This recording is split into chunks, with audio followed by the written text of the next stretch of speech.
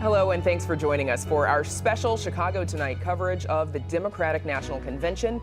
I'm Brandis Friedman.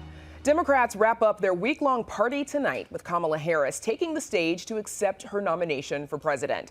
We'll have a preview of that. We're looking at a little bit of it right now, and later in the program, we'll have a live conversation with Mayor Brandon Johnson to reflect on the city's performance in the national spotlight this week. We begin our coverage tonight with Amanda Vinicky inside the United Center and a look at what Illinois delegates say they're hoping to hear this evening. Amanda.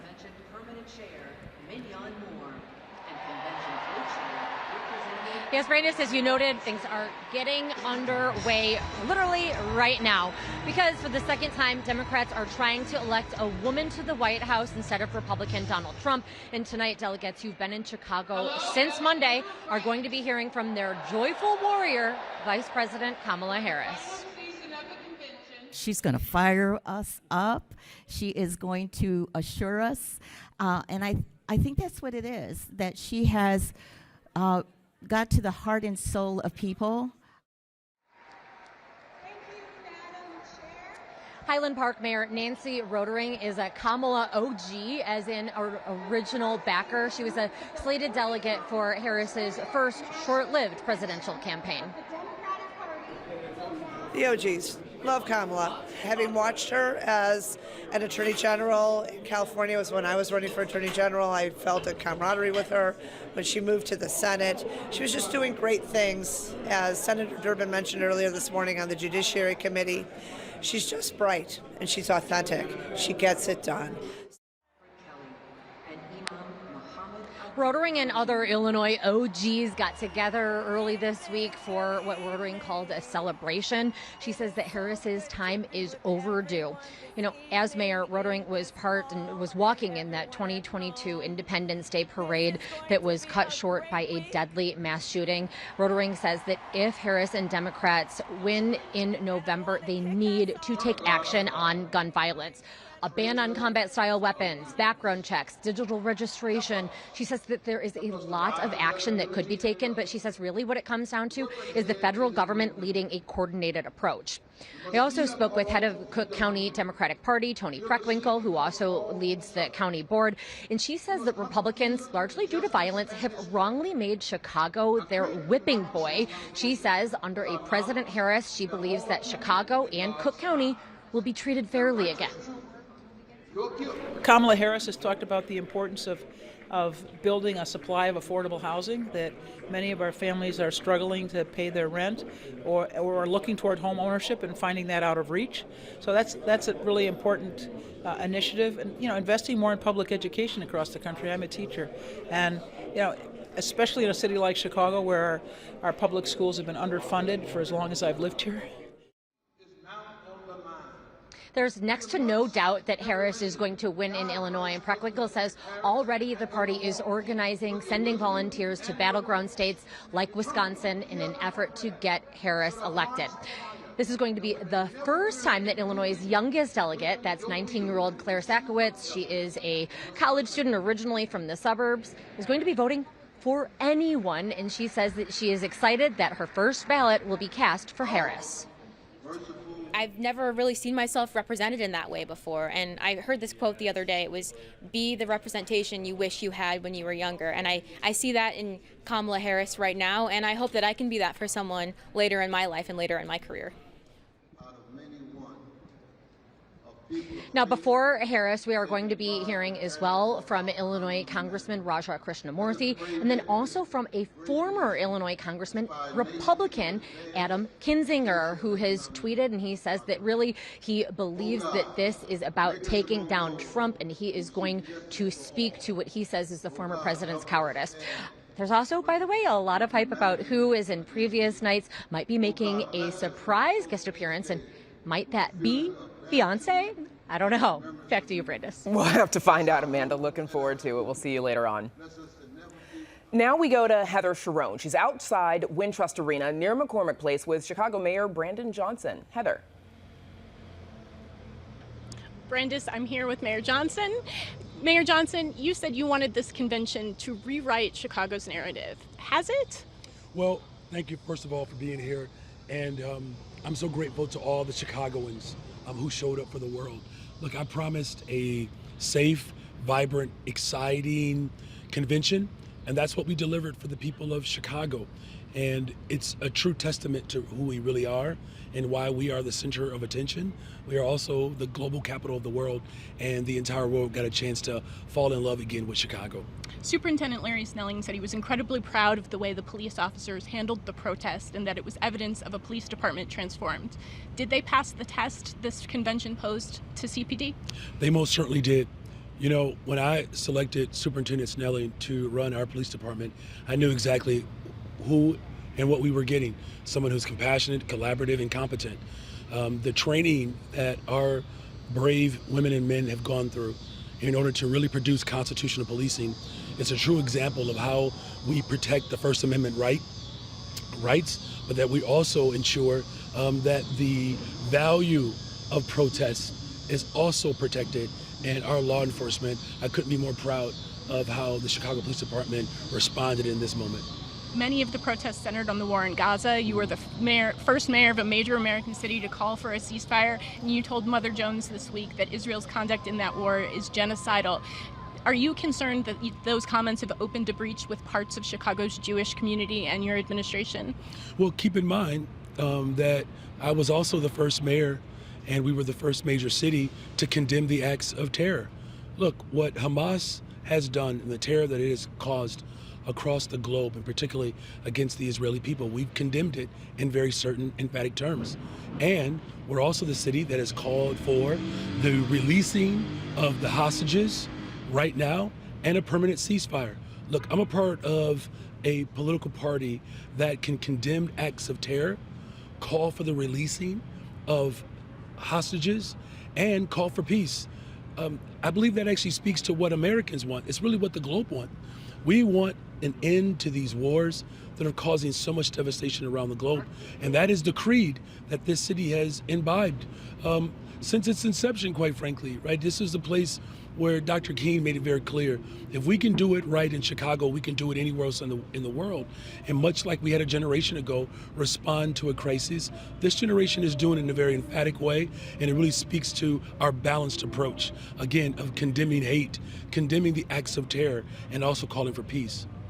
The city was braced for thousands of migrants to arrive in Chicago from Texas. That didn't happen. What does the next phase of the city's approach to the crisis look like in just a couple of seconds? Well, look, we have the most expansive new arrivals mission anywhere in the country right now. It is compassionate and it is fiscally responsible. But here's what has to happen. The city of Chicago has been attacked by the state of Texas, and we are rising above that. We're still making critical investments on the west and south sides of Chicago, but we need comprehensive immigration reform. President Biden pushed for it, got a bipartisan deal with the Senate, but Trump Republicans blocked it. And that's why we cannot go backwards. We have to move our country forward, and we're going to do that with Vice President Kamala Harris, where the city of Chicago will once again make history. Thanks very much, Brandon Johnson, for joining us here. You're welcome. Thanks for having me. Brandis, back to you. Heather, thanks to you, and of course the mayor as well. For the fourth day in a row, demonstrators are making their opposition to the DNC loud and clear, demanding a ceasefire in Gaza and an end to U.S. aid to Israel. Nick Blumberg is at Union Park near the United Center where a protest rally is underway. Nick. Well, Brandis, about 100 or so protesters briefly blocked Ashland Avenue about an hour ago. A Chicago police spokesman told me he wasn't aware of any arrests. Now, former Republican presidential candidate Vivek Ramaswamy was apparently trying to get the crowd riled up, but he was chased away with people calling him a racist and a Trump supporter. Now, organizers say they think their demonstrations have started to shift Democrats' narratives on taking credit for Joe Biden saying in his DNC speech on Monday that, quote, those protesters out in the street, they have a point, though we should note that Biden went on to say, quote, a lot of innocent people are being killed on both sides. Still, activists say that acknowledgement is a step in the right direction. Take a listen. The whole world is watching. The whole world will continue to watch today. They're going to continue to watch for 3 more months. And if the Democrats and Kamala Harris don't do something or say something different, they're going to lose. And when they lose that election, they better not come and say that the Palestinians are responsible or that our mass movement is responsible. The only people responsible are the people who are complicit in the murder of 40,000 Palestinians. Now, as you mentioned, there have been protests and marches all throughout the week, both permitted and, shall we say, unofficial, ranging from the hundreds to the thousands, but there haven't been any large-scale arrests. The vast majority of arrests came on Tuesday after a direct action targeted the Israeli consulate. As of this afternoon, officials say 72 people taken into custody. Still, the Chicago Police Department has come under fire from some activists, as well as the National Lawyers Guild, who say CPD shows of force at demonstrations serve more to intimidate than to protect, with helicopters hovering overhead and lines of cops along the streets. But Police Superintendent Larry Snelling doesn't see it this way. Here's what he had to say earlier today.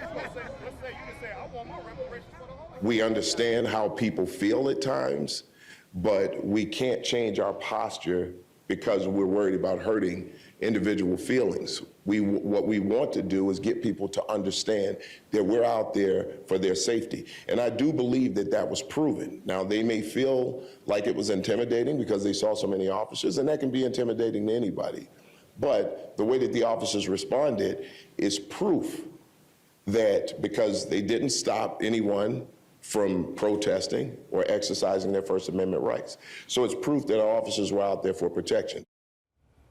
Nick, there's also been a sit-in by uncommitted delegates. What are they looking to achieve?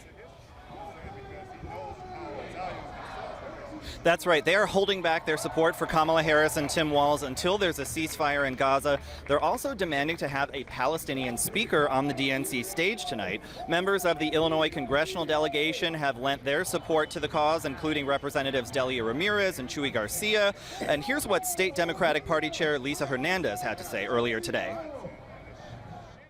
I could speak for myself. We're hearing them loud and clear. And that is very important for the party to be doing, is make sure that anyone who is concerned or wants to voice gets heard.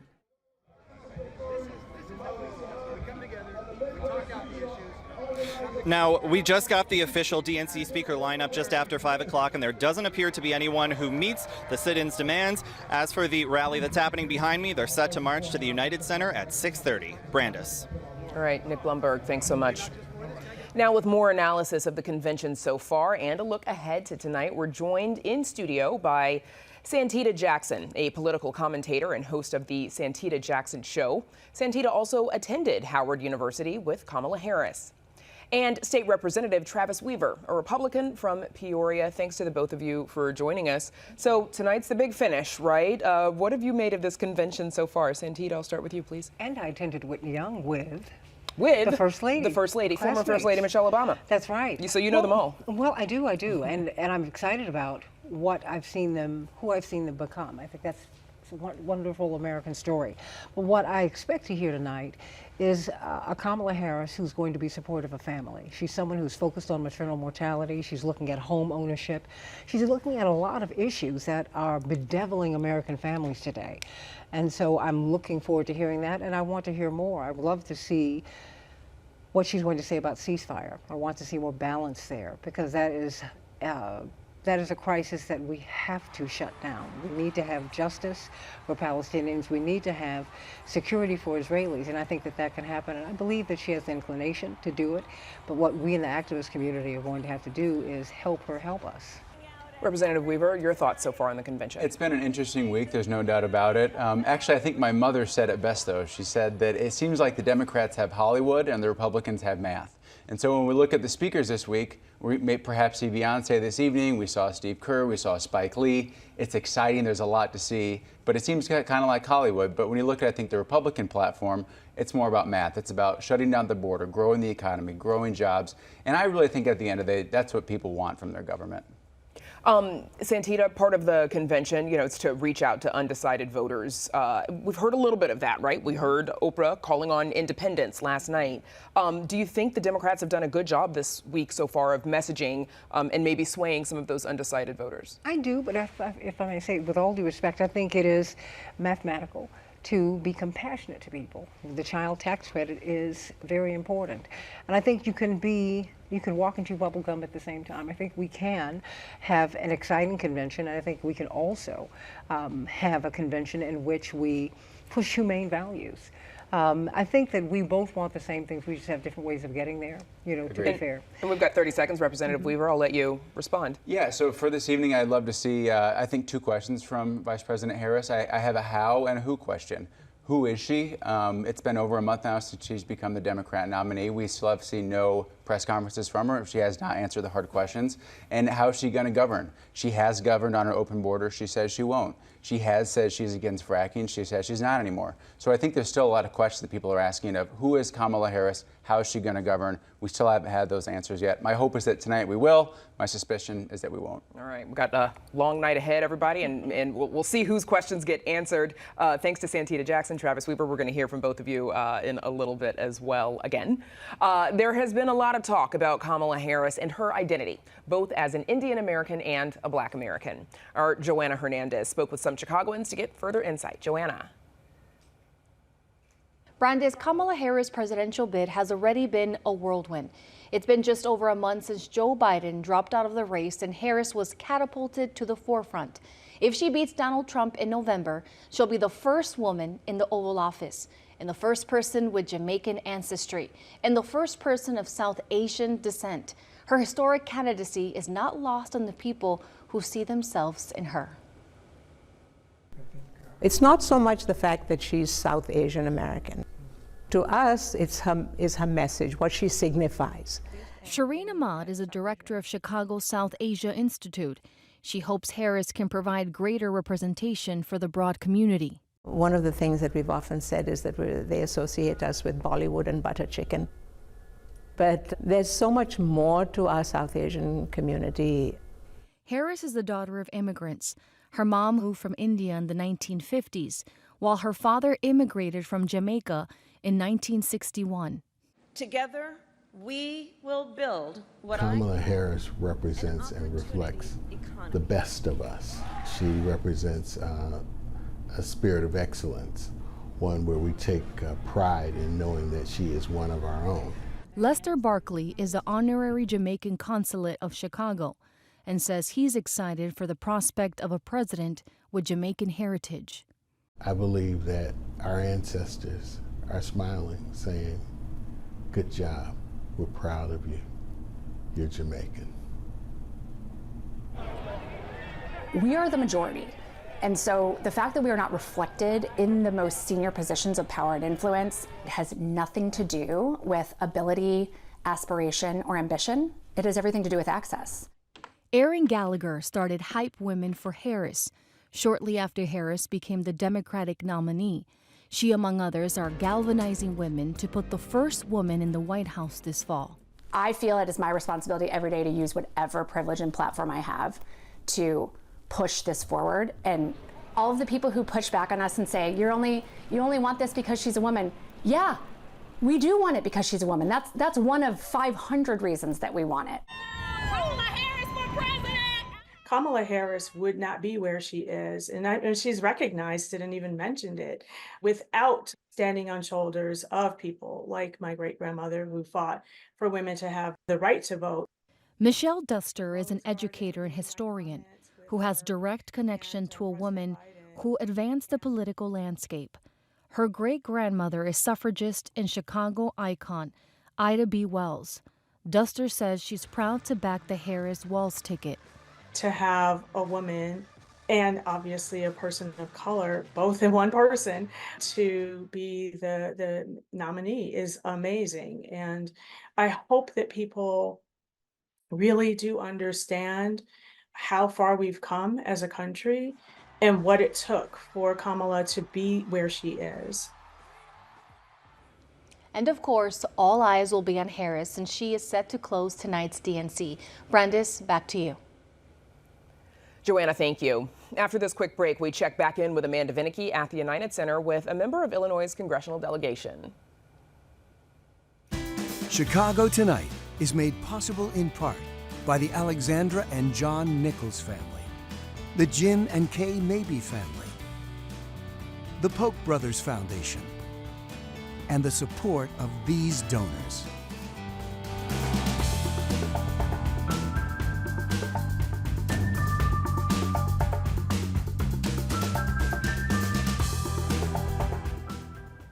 And now we go back to the United Center where Amanda Vinicky is standing by with Congresswoman Delia Ramirez. Amanda. Yes, I am, Brandes. By the way, we've got a Chicago DJ who Congresswoman Delia Ramirez is dancing along to a little bit. So fun, but let's get to some serious topics, because outside the convention hall, we've had protesters. They want to hear from a Palestinian tonight. And there are also those who say they are not going to cast their vote for President Harris over the Palestine issue. What are you telling them? Should they still vote for the Democratic ticket, and why? Look, let me first tell you what I am telling the campaign. I'm telling the campaign, we have to earn their vote. We have to make sure that they know that we hear them and see them. And it's a missed opportunity if after this great music, amazing speakers, we don't have a Palestinian speaker in this place. Palestinians have the biggest diaspora in Chicago. We should be listening to them, and we should be building a relationship where they can trust us, where we'll earn their vote and they will vote for us. The people that you have encountered here that are saying no, be it uncommitted delegates or protesters, are you trying to convince them to vote for Harris despite that disagreement? Democracy is a beautiful thing, and we're trying to create the most broader coalition. Look, we're having fun here. People are dancing, but you and I both know it's 50-50. This is going to be a head-to-head race. We need every single vote possible, but I'm not going to dismiss people's frustration and anger, and certainly not being here tells them that we don't see them, we don't hear them. Something that we will certainly be watching for. Let's say that President Harris is in fact elected. Immigration is one of your top issues. Your husband, I believe, is a dreamer, so it's personal as well. What specifically do you want the administration to advance when it comes to immigration? I want comprehensive immigration reform, and I think we all want it. We have been telling the immigrant communities to be patient. Next election, but we've been waiting since 1986. I believe that the daughter of immigrants that we are going to elect to the White House has the ability, has a proven record to do the things that maybe the guys have not been able to do, right? But here's an opportunity. Within the first 100 days, I want to work with her tirelessly to create a pathway to citizenship for dreamers. And then we take it from there, work permits, and the list goes on. There are Republicans who support pathway for dreamers. We should make that happen first 100 days. I'm afraid we'll have to leave it there. Thank you so much, Congresswoman Delia Ramirez. Back to you. Amanda, thank you. And of course, our thanks to the Congresswoman as well. So for some closing thoughts from Santita Jackson and State Rep Travis Weaver before the final night of the DNC kicks off. Representative, I want to pick up on something that we've been hearing about a little bit. And of course, it is about the crisis in Gaza. Excuse me, we've got, protesters in the streets. Who do you think has been stronger on this issue? Well, I think it's an interesting question because we didn't see this protest at the RNC. The people that are protesting now are members of the Democrat Party. And I think it is interesting to contrast that to what we're hearing of the messaging of the Party of Joy. It's hard to say that they're the Party of Joy when you have protesters in the street protesting your pathway, and then also the fact that we arrived on the current candidate by staging a coup on the last candidate. So the whole Party of Joy thing doesn't jive for me. I would like to see at least a position taken on Palestine from Vice President Harris. Unfortunately, you go to our website, there's actually no positions on anything. I think that gets back to my how and who is she, how's she going to lead, what are her objectives going to be? Well, we need to hear from her tonight. Santita Jackson, on Monday, the convention honored your father, Representative Jesse Jackson, acknowledging the, quote, seeds he planted, the work that he did, of course, as a civil rights leader and a senator. What was that moment like for you and your family? Well, it was very exciting. But when I see him as I'm looking at him now, I thought of so many people. I thought of Mayor Marion Barry. I thought of Mayor Richard Hatcher. I thought of C. Dolores Tucker, who's the first African-American woman to hold a statewide office. I thought of so many people, nameless, faceless people, who pushed that presidential run, and to see the seeds that they planted, to see them come to fruition. I think that whether we're Republican or Democrat, I think that we can celebrate that. We now have women who can get on tickets, which is something that he pushed for. So we had Liddy Dole, and then we had Geraldine Ferraro. I mean, it's a wonderful thing. And so it was a proud moment for us, but my father doesn't want us to stop here. He says, get people registered to vote, and let's win in the fall. Representative. He's not giving up. The man's not done. All right. Thanks to Santita Jackson, Representative Travis Weaver. We'll see you again tonight at the 10 o'clock show. Thank you so much. Because that's our show for now. Be sure to join us for more live coverage tonight after the convention around 10 or so as we break down the final day of the Democratic National Convention. In the meantime, be sure to check out our website for a live blog covering the very latest news from the convention. And stay tuned for convention coverage from our friends at the PBS NewsHour.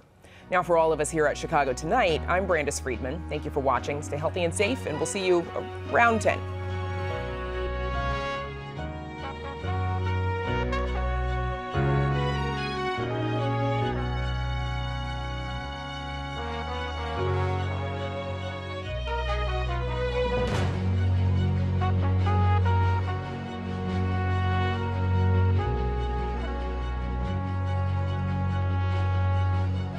Funding for public schools.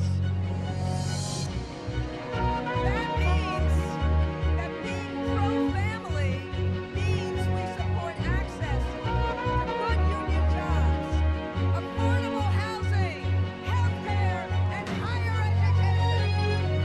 That's what Kamala Harris and Tim Walz are running for, and we are all in. Making the promise of America and the courtroom. Closed captioning is made possible by Robert A. Clifford and Clifford Law Offices, a personal injury law firm dedicated to preserving the dignity and rights of all individuals.